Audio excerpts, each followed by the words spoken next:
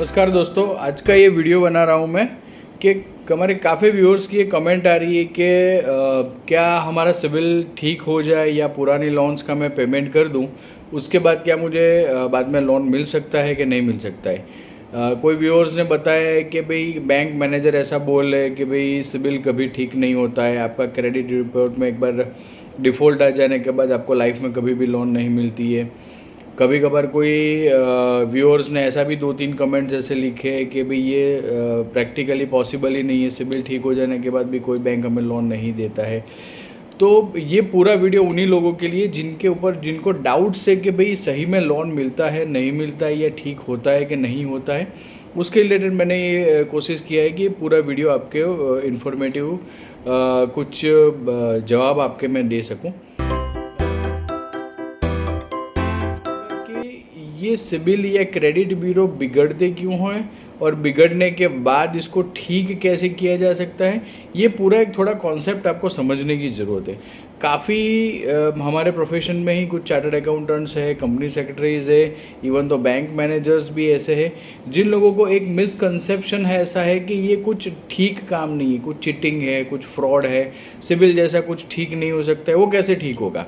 एक बार कस्टमर ने डिफ़ॉल्ट कर दिया या उसका सिबिल बिगड़ गया तो बिगड़ गया, उसको कैसे ठीक किया जा सकता है। बट कभी भी कुछ आप किसी को गाइड कर रहे हो या किसी को कुछ बता रहे हो तो पहले प्रोसीजर समझ लेना। मेरा ऐसा मानना है कि वो ठीक रहेगा, उससे पहले ही आप उसको कुछ एडवाइस या कुछ बता देते हो। मीन्स मेरा कहने का मतलब ये है कि सिबिल या कोई भी ब्यूरो में कोई भी डेलिक्वेंसीज है तो वो ठीक हो सकती है। ठीक कैसे हो सकती है कि उसको उसका पेमेंट करना ही करना है। मीन्स जो भी बैंक्स के ड्यूज़ बाकी है वो भरने ही भरने हैं। बिना पैसे भरे ही कोई भी बैंक उसको नो ड्यू सर्टिफिकेट नहीं देगा और उनके जो ब्यूरोज़ के अंदर जो डेलिक्वेंसीज है वो ठीक नहीं होती। तो पहले एक माइंडसेट आपका होना चाहिए कि सिबिल को ठीक करना है या कोई भी क्रेडिट ब्यूरो के अंदर कुछ भी डेलिक्वेंसीज है उसको ठीक करना है तो पहले मुझे वो पैसे भरने हैं, बैंक के बकाया जो भी बाकी राशि है वो मुझे बैंक में भुगतान करनी है। नंबर 1 ये अगर आपने अच्छे से कर लिया और ये उसका क्लियर नो ड्यू सर्टिफिकेट आपके आ गया। अगेन मेरे एक वीडियो है जिसके अंदर मैंने पूरा सेटलमेंट के ऊपर वीडियो बनाए कि कुछ कभी कभी कोई कस्टमर ऐसा होता है कि सर मैंने लोन क्लोज कर दिया है। लोन क्लोज नहीं करना है, लोन सेटल नहीं करना है, लोन को क्लियर करके उसका नो ड्यू सर्टिफिकेट लेना है, सेटलमेंट सर्टिफिकेट नहीं लेना है। उसके बारे में आपको डिटेल जानना है तो मैंने नीचे डिस्क्रिप्शन बॉक्स के अंदर मेरा सेटलमेंट वीडियो का एक पूरा लिंक दिया है, तो आप वो समझ लेना। मीन्स आपको पहले ये समझना है कि आपने पूरा जो अकाउंट है उसको क्लियर किया है। ठीक है, अभी हमारा वीडियो ये बारे में है कि भाई ये क्लियर करने के बाद मुझे लोन मिलेगा कि नहीं मिलेगा। तो the answer is yes, but answer is partial yes और नो। ये पूरा डिपेंड करता है आपके एग्जिस्टिंग फाइनेंशियल्स के ऊपर। मीन्स अभी हमारे पास एक कस्टमर आए थे जिनका पूरा सिबिल का और चार ब्यूरो का रेक्टिफिकेशंस वगैरह जो पूरा प्रोसेस था वो हमने उनको एडवाइजिंग किया था और उस हिसाब से उनका वो ठीक हो गया था। उनका स्कोर भी अच्छा हो गया था, सब जो राइट ऑफ थी, सब डेलिक्वेंसीज थी वो भी ठीक हो गई थी। बट इंस्पाइट ऑफ दिस उन्होंने जैसे ही हाउसिंग लोन के लिए फ़ाइल रखा तो स्ट्रेट अवे उनका फ़ाइल रिजेक्ट हो गया।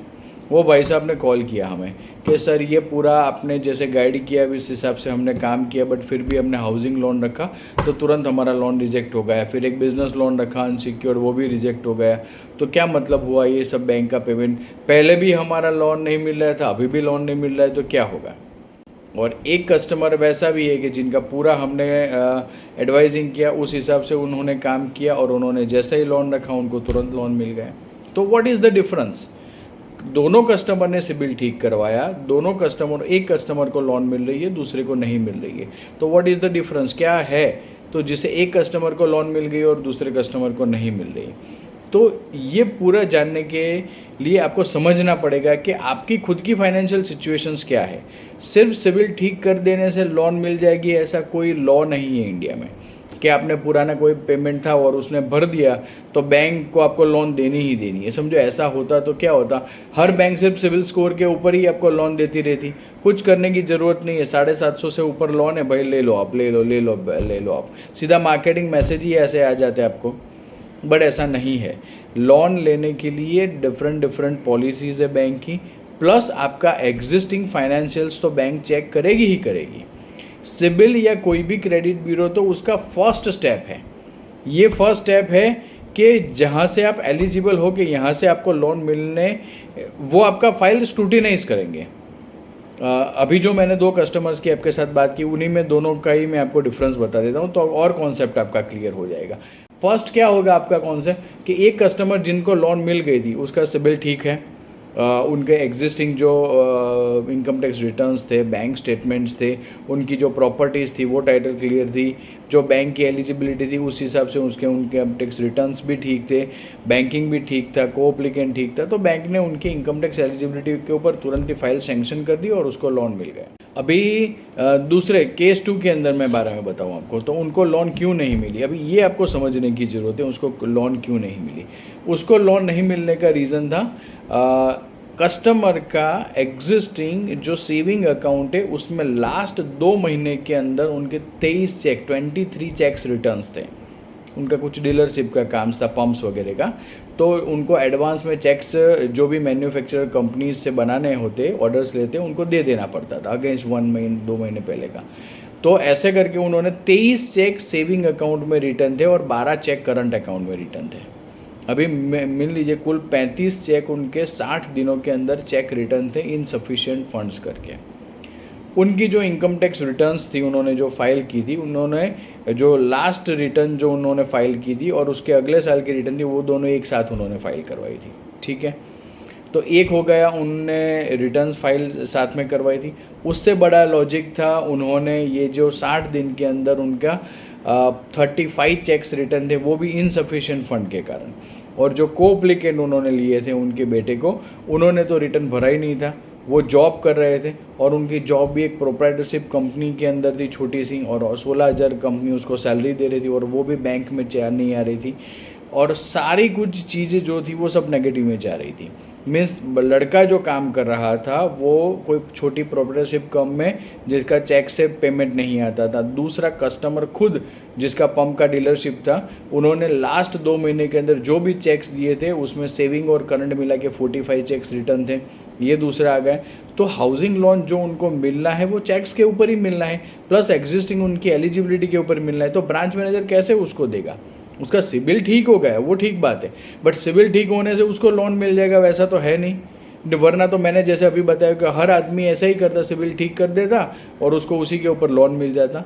तो आपको समझने की ज़रूरत है। तो जो हमारी कमेंट्स आ रही है कि अगर मैंने एक बार ये सिबिल मेरा ठीक कर दिया तो क्या मुझे कंपलसरी बैंक लोन देगी, वो पूरा डिपेंड करता है आपके एग्जिस्टिंग फाइनेंशियल्स के ऊपर।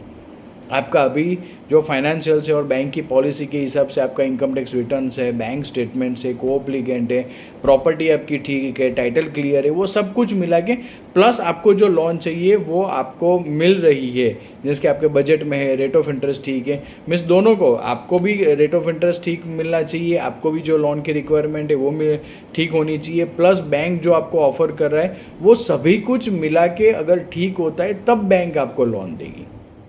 एक बाजू से तो होगा नहीं है।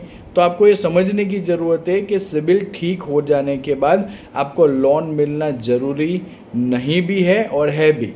Means as per the guideline CIBIL के कारण आपका बैंक रिजेक्ट लोन नहीं होगा कि बैंक सिर्फ ऐसा ही बोल दे कि भाई सिबिल आपने अभी ठीक करवाया तो हम आपको लोन नहीं देंगे, बट काफ़ी सारे क्राइटेरिया है, काफ़ी सारी bank to bank different policies है, उनकी गाइडलाइंस है, उस हिसाब से ही ये पूरा काम होगा। तो आपको पहले जब भी आप सिबिल ठीक करवा रहे हो या आपका ऑलरेडी सिबिल ठीक है तो ये काफ़ी सारी जो फॉर्मेलिटीज़ है, आपके existing financials, bank statement, properties, आपका बिजनेस क्या है, वो सभी कुछ मिला के पैरामीटर्स ठीक है तो आपको लोन मिल जाएगी। बट आपका मेजॉरिटी जो बैंकिंग और आपकी लिक्विडिटी स्ट्रेंथ है, प्लस आपके इनकम टैक्स रिटर्न या आप सैलरीड हो तो आपकी जो सैलरी कहाँ पे आती है, वो ऐसे जो पैरामीटर्स है वो कहीं ना कहीं उसके जो वेटेज होते हैं वो ठीक नहीं होते तो बैंक आपको लोन नहीं देगी। तो वो आपके ऊपर डिपेंड करता है कि लोन मिलेगी या नहीं मिलेगी। बट कुल मिला के हमने जो केसेस देखे उसके अंदर नॉर्मली कस्टमर की डेलिक्वेंसीज ठीक होती है और उसके फाइनेंशियल्स और बैंकिंग ठीक होता है तो उनको कोई दिक्कत नहीं होती है। अगेन आपको इसके रिलेटेड और कोई डिटेल इन्फॉर्मेशन चाहिए तो आप नीचे कमेंट में भी डाल सकते हैं, या आप हमारे एक्सपर्ट काउंसलर के साथ हमारे फ्री हेल्पलाइन नंबर पे ऊपर कॉल कर सकते हैं 800911 के ऊपर। तो आपको डिटेल फ्री एडवाइस इसमें मिल जाएगी। हमारे एडवाइजिंग के कोई भी चार्जेस नहीं है। अगर आपको ये इन्फॉर्मेशन ठीक लगी तो आप डेफिनेटली लाइक शेयर और इसको सब्सक्राइब करिए। Thank you very much.